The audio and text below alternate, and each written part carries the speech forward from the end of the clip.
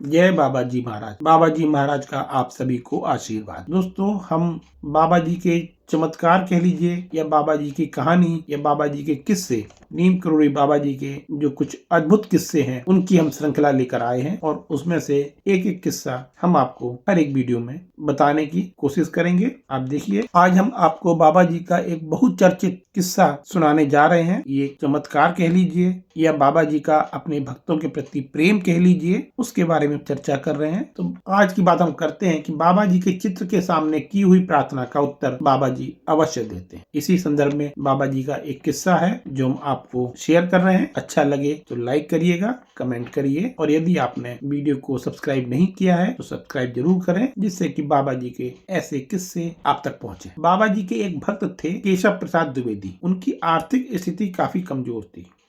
वो एक बहुत ही गरीब ब्राह्मण थे और उनका वही हिसाब किताब था कि डेली खाओ, डेली कमाओ, डेली खाओ।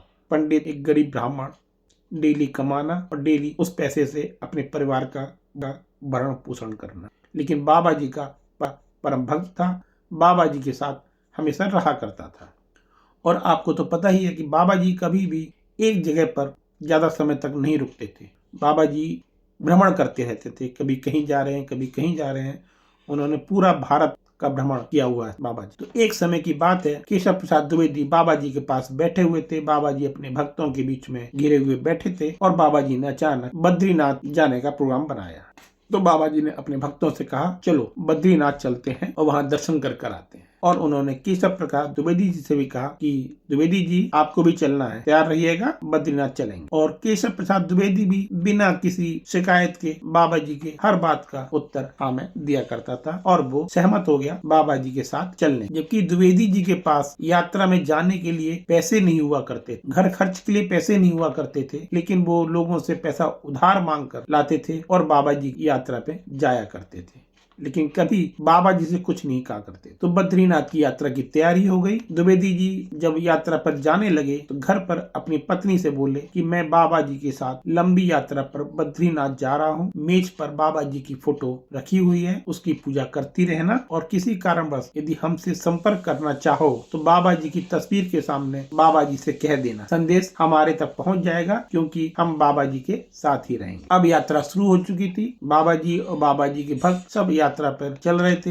हिमालय के करीब पहुंच गए थे और हिमालय की ऊंची पहाड़ियों पर चढ़ाई कर रहे थे। और हिमालय की पहाड़ियों पर चढ़ाई करते करते अचानक बाबा जी बीच में रुके और उन्होंने केशव प्रसाद द्विवेदी को पास में बुलाया और कहा, तुम यहाँ क्यों आए हो? तो भक्त ने बाबा जी को उत्तर दिया, प्रभु मैं तो आपकी आज्ञा के अनुसार आया हूँ, आपने आज्ञा ली है, आपने आज्ञा दी है आने के लिए। तब बाबा जी बोले, तुम्हारे घर में दाल चावल आटा कुछ भी नहीं है, तुम्हारी पत्नी भूखी है, तुम खाने पीने की व्यवस्था करके नहीं आए हो, तुमको घर पर अन्न दाल चावल सब रख कर आना चाहिए था। तुम्हारी पत्नी बहुत चिंतित है, उसके पास खाने पीने को कुछ नहीं है और अब तुम इतनी दूर आए हो तो कम से कम तुमको ये सारी व्यवस्था करके आना चाहिए था। केशव प्रसाद चुपचाप शांति से बाबा जी की बातें सुन रहे थे और हाथ जोड़े खड़ा हुआ। केशव प्रसाद जी चुपचाप बाबा जी की बातें सुन रहे थे और उन्होंने बाबा जी से कुछ नहीं मांगा। बाबा जी फिर आगे चढ़ाई पर चढ़ने लगे, भक्त लोग भी साथ साथ उनके पीछे पीछे चलने लगे। दरअसल जब भक्त लोग बाबा जी के साथ हुआ करते थे तो वो सारे भक्त लोग सारी चिंताओं से मुक्त हो जाया करते। वो जानते थे कि बाबा जी के हम साथ हैं, बाबा जी हमारे साथ हैं, तो अब हमें किसी भी चीज की चिंता करने की आवश्यकता नहीं है। जो भी करना है बाबा जी को करना है। और उन्हें महसूस भी होता था कि उनकी भलाई के लिए बाबा जी सब कुछ संभाल लेते हैं। और यात्रा आगे बढ़ गई। फिर आधे घंटे बाद बाबा जी फिर रुके और फिर उन्होंने केशव प्रसाद को पास में बुलाया और कहा, केशव प्रसाद तुम्हारी पत्नी के पास भोजन आ गया है, उनको भोजन मिल गया है, कश्मीरी माँ ने उनके लिए भोजन की व्यवस्था कर दी है, अब तुम चिंता नहीं करो। बात समाप्त हो चुकी थी, यात्रा आगे बढ़ गई। जब यात्रा समाप्त हो गई और केशव प्रसाद अपने घर पहुंचे तो उन्होंने अपनी पत्नी से हालचाल पूछे। तब पत्नी ने बताया, घर में जब दाल चावल आटा सब समाप्त हो गया और कहीं से व्यवस्था नहीं हो पाई तो उन्होंने बाबा जी की तस्वीर के सामने खड़े होकर अपनी सारी समस्या बाबा जी को बता दी थी। और थोड़े समय बाद उनके एक अमीर पड़ोसी की माँ उनके घर आई और उन्होंने उनके साथ एक पुत्री की तरह व्यवहार किया और आटा दाल चावल और जो भी खाने पीने की व्यवस्था थी वो पूरी उन्होंने व्यवस्था करी। हर एक सामान की बोरियां भर भर के उन्होंने घर में रखवा दी और उन्होंने ही पूरे घर के सारे सामान की व्यवस्था की।